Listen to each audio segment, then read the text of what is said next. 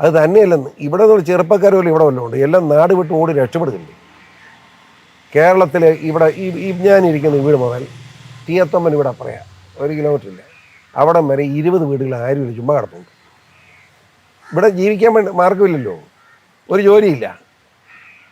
കാർഷിക മേഖല തകർന്ന് റബ്ബർ നിൽക്കുക, ആർക്കും വേണം ഇവിടെ എടുത്ത് ഓരോ ഏക്കർ എടുത്ത് ആർക്കും വേണ്ടിയത്. ഞാനിത് 8 കൊല്ലം ദിവസമൊക്കെ പറഞ്ഞ റബ്ബർ വെട്ടിക്കളാ, ഇത് അപകടമാണെന്ന്. അപ്പോൾ എന്നെ പുച്ഛിച്ച് ഇപ്പോൾ എല്ലാവരും മനസ്സിലായി പി സി പറഞ്ഞത് ശരിയാണെന്ന്.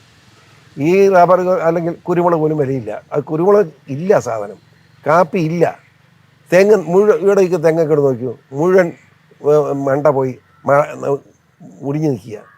ഞാൻ ഈയിടെ ഒരു 6 തെങ്ങ് തൈ നട്ടു, പുതിയ ടൈപ്പ്, 6 പോയി നിൽക്കുന്നില്ല. നമ്മുടെ കാലാവസ്ഥയിൽ വന്നിരിക്കുന്ന മാറ്റത്തിൻ്റെ അടിസ്ഥാനത്തിൽ ഇങ്ങനെ കൃഷിയെല്ലാം നശിച്ചു. അപ്പോൾ പിന്നെ ചെറുപ്പക്കാർക്ക് എന്നാ ഒരു മാർഗം? കാനഡയോ ഓസ്ട്രേലിയയോ അമേരിക്കയോ അവിടെ ഒന്നും കയറ്റുന്നില്ല, എവിടെയെങ്കിലും പോയി രക്ഷപ്പെടാം. ഇംഗ്ലണ്ട് ഇങ്ങനെ മറ്റ് വിദേശ രാജ്യങ്ങളിൽ ഓടിപ്പോവല്ലേ, അങ്ങനെയല്ലേ ജീവിക്കുന്നത്. സത്യത്തിൽ കേരളം പിടിച്ചു നിൽക്കുന്നത് ഇപ്പം വിദേശ രാജ്യങ്ങളിൽ പോയി നമ്മുടെ ചെറുപ്പക്കാരുണ്ടാക്കുന്ന പണം കൊണ്ടാണ്. അപ്പനമ്മ ഇവിടെ കാണും, അവർക്ക് കാശയച്ച് കൊടുക്കാതിരിക്കാൻ പറ്റുമോ? അവർ മാർക്കറ്റ് വരുമ്പം ആ പണം കൊണ്ട് മാർക്കറ്റ് വരികയാണ്. അങ്ങനെയാണ് നമ്മൾ കേരളം പിടിച്ചു നിൽക്കുന്നത്. വലിയ അപകടം ഉണ്ടാകാൻ പോവുക. എന്താണെന്ന് ചോദിച്ചാൽ ഇപ്പോഴത്തെ യുവതലമുറ അവർക്ക് രാഷ്ട്രീയത്തോട് പുച്ഛമാണ്.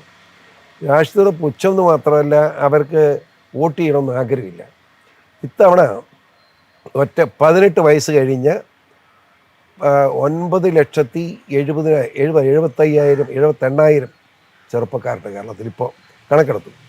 9,78,000 ചെറുപ്പക്കാർ 18 19 വയസ്സ് ഇടയ്ക്കാം.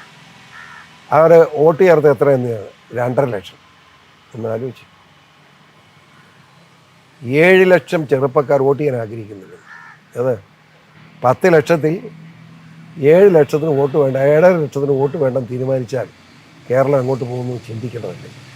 ഇതേപറ്റി ആലോചിക്കുക ഒരുത്തരും ഇല്ലല്ലോ ഇവിടെ. ഇവിടെ കള്ള് വിറ്റ് എങ്ങനെ കാശുണ്ടാക്കാം, കള്ള് കൂടുതൽ ഇപ്പോൾ ടാക്സ് ഏർപ്പെടുത്തിയാൽ കൂടുതൽ കാശ് കിട്ടുമല്ലോ, ലോട്ടറി എങ്ങനെ വിൽക്കാം, മറ്റ് സംസ്ഥാനങ്ങളിൽ ലോട്ടറി വിട്ട് കാശ് കിട്ടുമോ, ഇതൊക്കെയല്ലേ ഇവിടെ ചർച്ച. പട്ടിണി കിടന്ന് മനുഷ്യൻ ചാവും, ആ നിലയാണ്. അതുകൊണ്ടാണ് പറയുന്നത് ഈ നിലയ്ക്ക് ഒരു മാറ്റം വരുത്താതെ മോദിജിയുടെ ഔദാര്യങ്ങളെ ജീവിക്കാൻ പറ്റാത്ത സാഹചര്യത്തിലേക്ക് പോകുന്നത്. അതിനൊക്കെ മാറ്റം വരുത്തണമെന്നാണ് എൻ്റെ അഭിപ്രായം.